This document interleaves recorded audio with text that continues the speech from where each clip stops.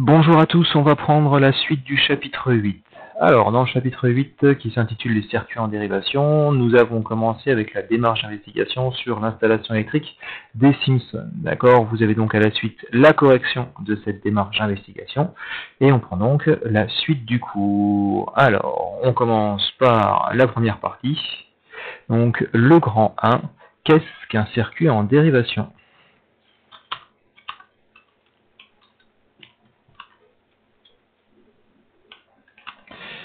Qu'est-ce qu'un circuit en dérivation? Bien. Alors, pour illustrer ce qu'est un circuit en dérivation, on va le comparer à ce qu'on connaît déjà, c'est-à-dire les circuits en série. Alors, on repart rapidement.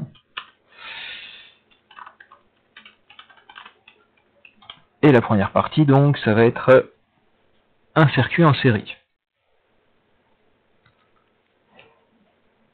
À la suite, on y va. On réalise le montage suivant.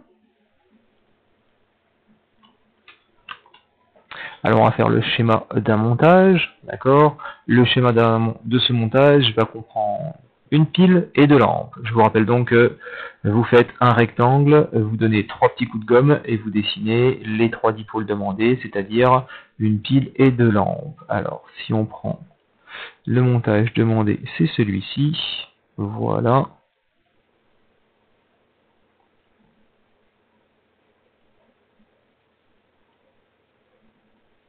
Une pile et deux lampes. Je vais y arriver comme ceci. À la suite,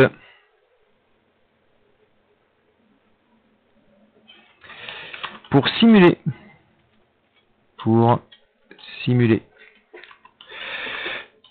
hop là, une ampoule grillée, nous allons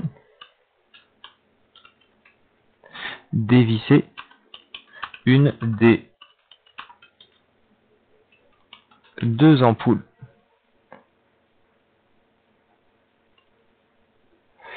Pour simuler une ampoule grillée, nous allons dévisser une des deux ampoules.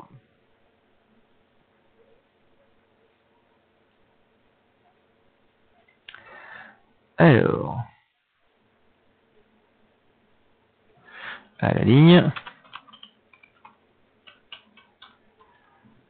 que se passe-t-il?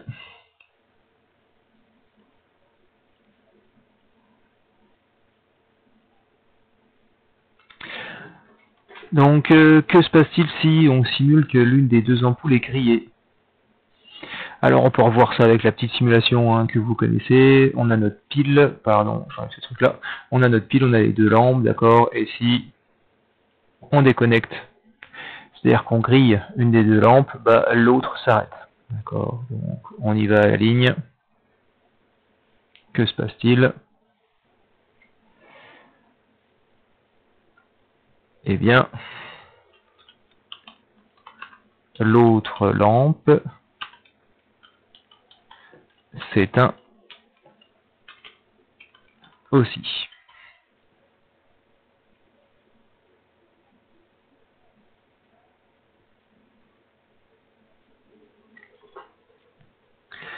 D'accord, on est parti pour ça. C'était donc, le rappel sur les circuits en série. On y va, partie 2 maintenant. On illustre ça, petit 2, donc un circuit en dérivation. Alors, un circuit en dérivation, vous en avez déjà dessiné un. On va en reprendre un.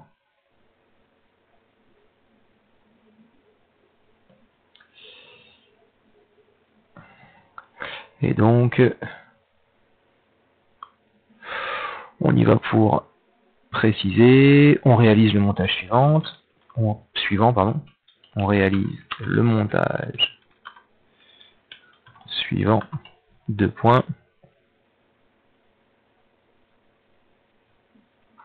Donc le montage suivant sera celui-ci. Donc vous reconnaissez à peu près le montage, la seule chose c'est que au lieu de le mettre vertical, vertical, oui je le mets à l'horizontale. D'accord? On réalise le montage suivant. On fait exactement la même simulation que le précédent. Pour simuler une ampoule grillée, nous allons dévisser une des 2 ampoules. Donc c'est parti pour simuler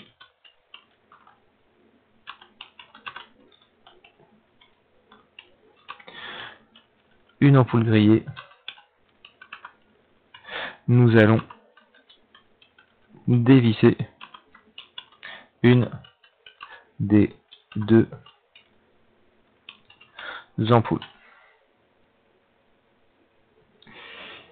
à la ligne. Que se passe-t-il? Là aussi, on va pouvoir le vérifier avec la petite animation. Alors voilà, nous avons ici notre montage, la pile, les 2 lampes, et si je déconnecte une lampe, l'autre brille toujours. D'accord? Je peux faire exactement la même remarque avec l'autre, d'accord? Donc dès qu'on dévisse, dès qu'on déconnecte une des lampes, l'autre fonctionne toujours. Donc à la ligne. Hop, la deuxième lampe reste allumée.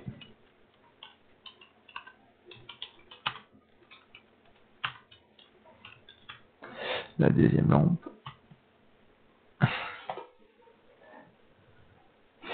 reste allumée.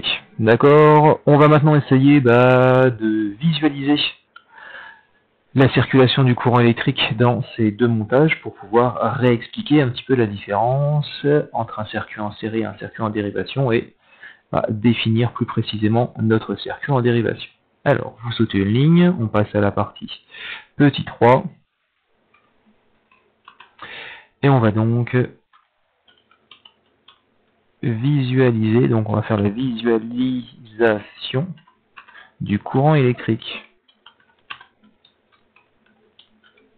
Visualisation du courant électrique.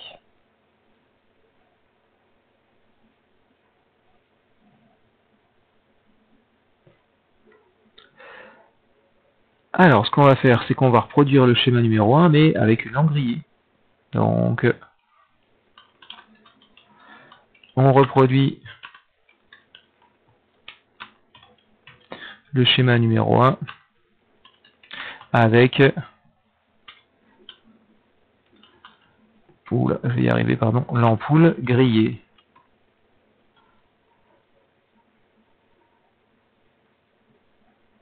Donc, on va refaire le même schéma que le 1, sauf que il y a une des ampoules qui sera grillée. Donc ça veut dire que sur ce schéma-là, hop, on grille une des ampoules. Par exemple celle-ci. Hop, donc c'est ce schéma que vous avez à refaire. Vous faites le rectangle, crayon de papier sans trop appuyer, vous mettez 3 coups de gomme. Sur le premier coup de gomme, vous dessinez une pile. Sur le deuxième, vous dessinez la lampe. Et sur le troisième, vous laissez rien du tout. Ok. À partir de là, nous avons vu que quand une lampe était grillée comme dans ce schéma-là, la deuxième ne brillait pas. Pourquoi est-ce que la deuxième ne brille pas? Tout simplement parce que le circuit, on le voit très bien ici, il est ouvert. D'accord? Comme le circuit est ouvert, le courant ne peut pas circuler. Il n'y a pas de courant, tout simplement, dans le circuit. Donc, on précise à la suite, le circuit est ouvert, virgule, il n'y a pas de courant électrique dans le circuit. D'accord? Nous n'avons pas le droit, et vous n'avez pas le droit, de tracer les flèches du courant électrique dès que le circuit est ouvert. Dès que notre circuit va être ouvert, ici on a une boucle, d'accord, et cette boucle est ouverte, donc le courant ne peut pas circuler. Allez, à la suite. On va reproduire cette fois-ci le schéma numéro 2 avec là aussi une lampe de grillé. Donc, on reproduit le schéma numéro 2 avec une lampe de grillé.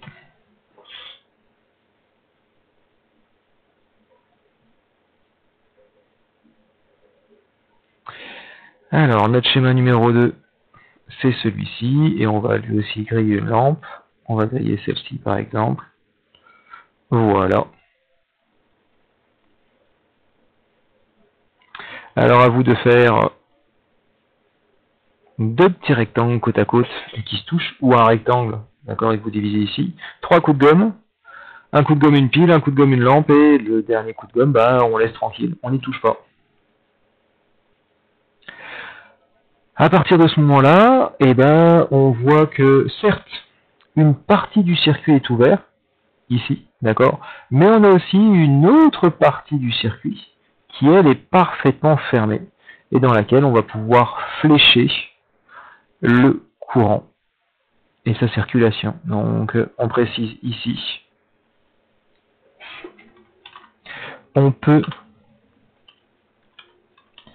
flécher le sens de circulation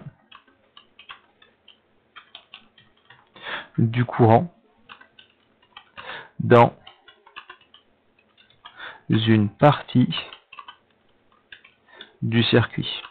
Entre parenthèses, donc, la boucle fermée.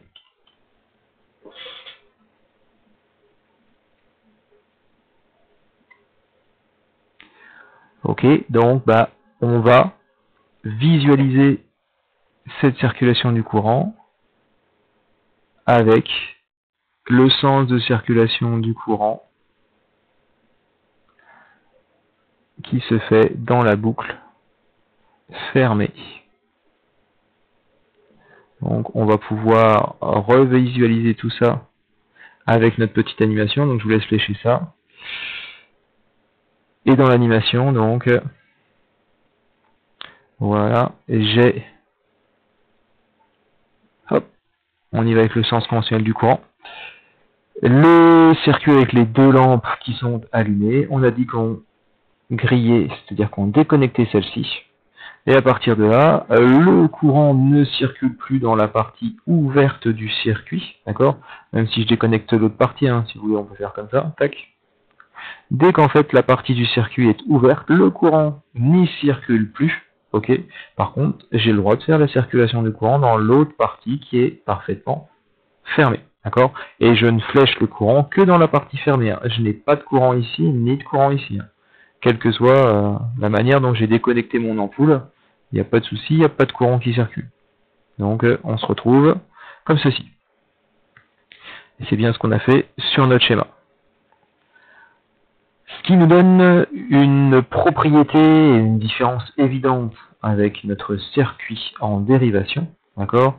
C'est que dans un circuit en dérivation, lorsqu'une des lampes ou lorsqu'un des récepteurs va être cassé ou grillé, eh ben, les autres récepteurs vont toujours être traversés par un courant électrique et vont toujours fonctionner. Okay, donc là, on a vu ça avec une lampe, mais c'est valable pour n'importe quel récepteur, hein. Si on met un moteur, une télévision, tout ce qu'on veut, d'accord. Si les récepteurs sont branchés en dérivation, si l'un des récepteurs grille ou casse, bah les autres sont toujours traversés par le courant et fonctionnent toujours. Donc, à la suite, on y va pour cette conclusion du grand 1, conclusion de cette première partie, qu'on va souligner. Si vous voulez tout écrire en rouge, vous pouvez bien sûr tout écrire en rouge dans cette conclusion. Vous avez l'habitude. Moi, je vais écrire en bleu pour que ce soit plus visuel et que ça fasse moins mal aux yeux. Donc, on y va. Dans un circuit en dérivation, si un récepteur est grillé ou cassé ou déconnecté. C'est un récepteur, donc j'ai pas besoin de mettre de E à la fin de cassé et grillé. Voilà. Virgule. Les autres récepteurs sont toujours traversés par un courant électrique et fonctionnent.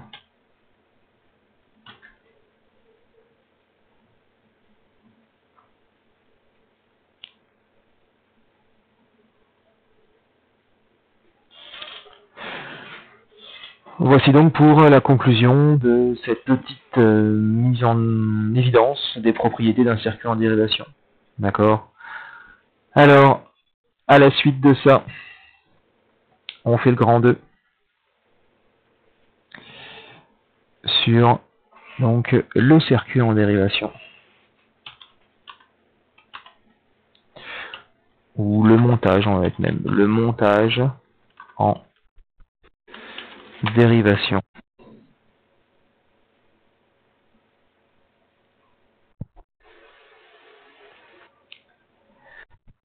Et on y va à la suite. Donc, le montage en dérivation de deux récepteurs comporte deux boucles. Donc, dès qu'on va avoir des récepteurs montés en dérivation, et ben on va avoir autant de boucles que l'on aura de récepteurs. Alors on va faire un schéma, on va reprendre le schéma ici de ce circuit. On a bien deux récepteurs et un générateur qui est notre pile. C'est pas sur la bonne page, mais ça va revenir. Voilà. Ok. Et sur ce schéma, on va préciser donc les deux boucles que l'on a. Alors, on va essayer de faire ça proprement. On y va. Ici, je peux dessiner en partant de la borne plus. D'accord. Ici. Ici. Ici. Ici. Et je vais finir avec une flèche pour revenir ici.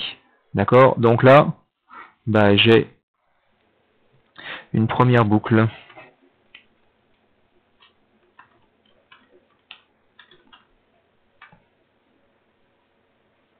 D'accord, en rouge, je viens de dessiner, d'accord, une première boucle. Et je vais pouvoir, maintenant, non, c'est pas celui-là que je veux, pardon. On va le faire en bleu. Je vais pouvoir faire cette fois-ci aussi. Hop. Donc, à l'extérieur, est-ce que tu peux te mettre comme il faut pour être un peu plus propre? Ouais, c'est mieux. Voilà, et je peux dessiner ici, hop là, en bleu, une deuxième boucle. Donc je précise ici que j'ai une deuxième boucle. Donc faites-les bien de couleurs différentes pour les visualiser plus rapidement. Donc voilà, j'ai pris les deux récepteurs les plus simples, hein, des lampes, mais je vous dis, hein, ça peut être un moteur, un radiateur, une télévision, un téléphone, une caméra, ce que vous voulez. N'importe quel récepteur, n'importe quel objet qui va utiliser de l'énergie électrique, d'accord? Et donc deux récepteurs montés en dérivation, ça nous fait deux boucles. À partir de là, on observe que en fait, chaque récepteur, en suivant la boucle, c'est comme s'il était directement branché à l'alimentation. Donc chaque récepteur en fait va former une boucle personnelle qui le relie directement au générateur, ce qui fait que chaque dipôle va fonctionner de manière indépendamment les uns des autres. Alors on y va pour noter tout cela. Alors, ça va être la conclusion pour le montage en dérivation.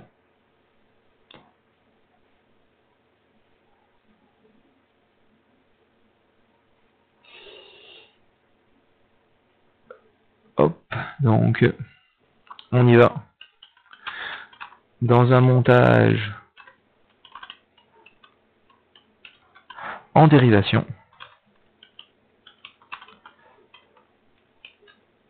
chaque récepteur est directement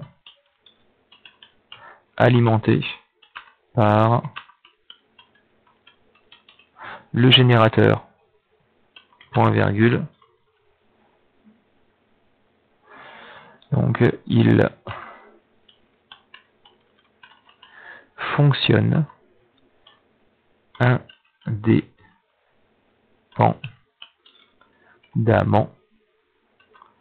les uns des autres.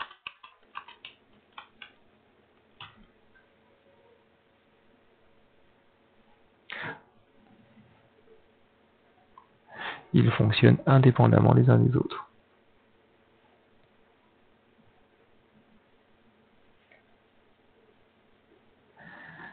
Et on finit cette partie avec la définition de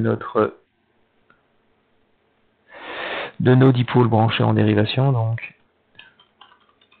définition de points.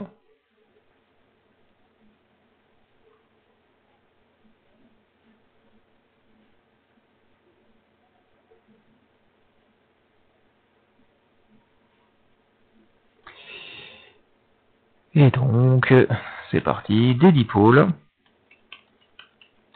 branchés en dérivation forment plusieurs boucles. Donc je vous rappelle que quand on branchait des dipôles en série, ils ne formaient qu'une seule boucle.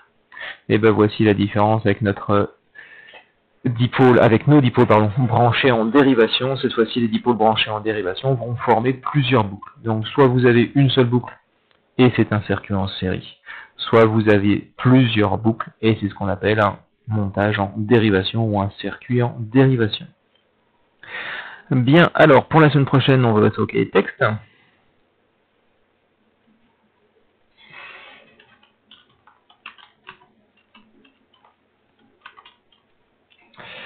Donc pour la semaine prochaine. Alors comme d'habitude, il faut mettre à jour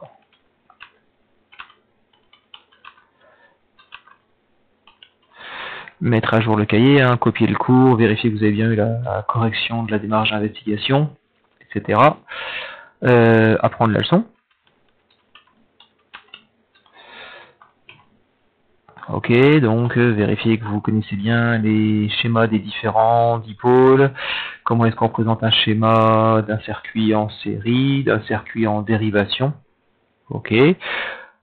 Et ensuite, faire les exercices. Alors j'ai fermé le livre, c'est pas très malin.